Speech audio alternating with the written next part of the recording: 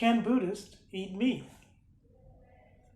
So a lot of people ask this question, when they're thinking about becoming a Buddhist, or maybe they've been doing some Buddhist practicing, some meditation, and they're thinking, maybe I'll go the next step and take refuge with, in the Buddha, Dharma, and Sangha, which is like the first real step you take to become a Buddhist on paper. To answer the question flat out, Buddhists eat meat. Not all. A lot of Western Buddhists renounce meat as part of their practice. A lot of Mahayana Buddhists renounce meat as part of their practice.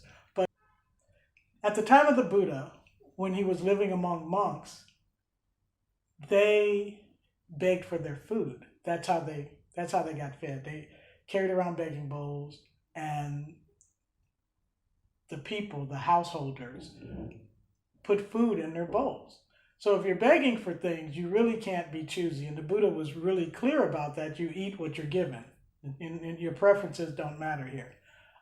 We'll talk about preferences a little more in another video. But your preferences don't matter here. Here, when you're asking for food, they put food in your bowl, eat what's in your bowl. But there was a couple of exceptions for that. Because there was no TV in this time. This is 2,600 years ago.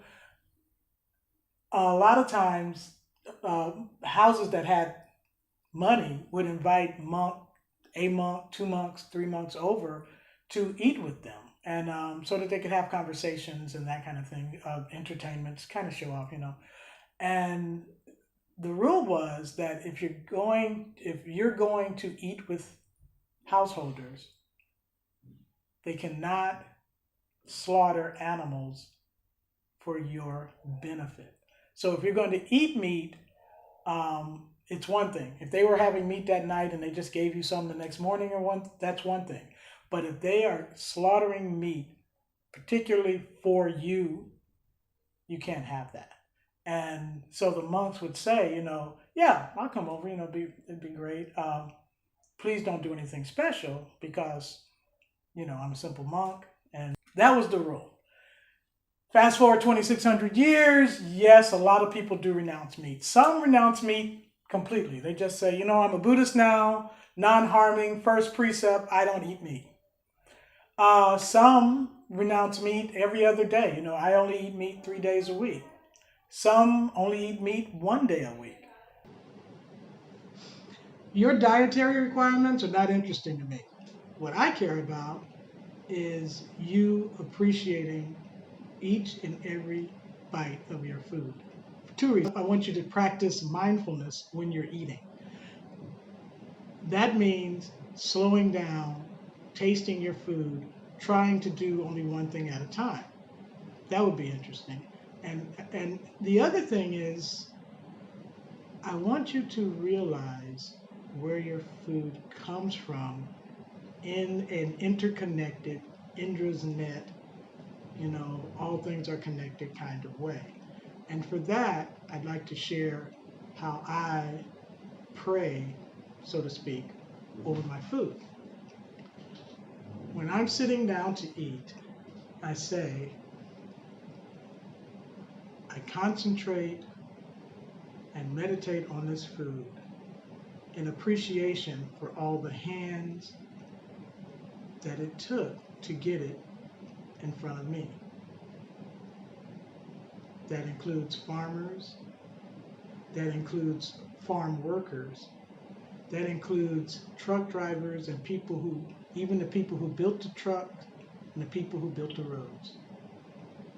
It includes the people who planted the trees. It includes the people who cooked the food immediately and the people who cooked food for the cooks before that. When you think about it, your plate of food is the effort of hundreds, if not thousands, of different people to get you those 5 or 6 items on your plate in front of you. Think about how many people it takes for an empty plate to get in front of you. That's a truck. That's a road. That's a plate maker. That's somebody who even thought about designing a plate.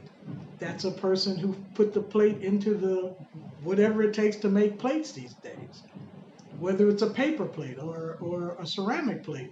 All of those things take effort and a lot of people's effort. So I go through that. And I always end with this sentence. May I always appreciate that even now there are those who do not have enough to eat. And then I dig in. So that's what's important. It's not what you eat, it's how you eat.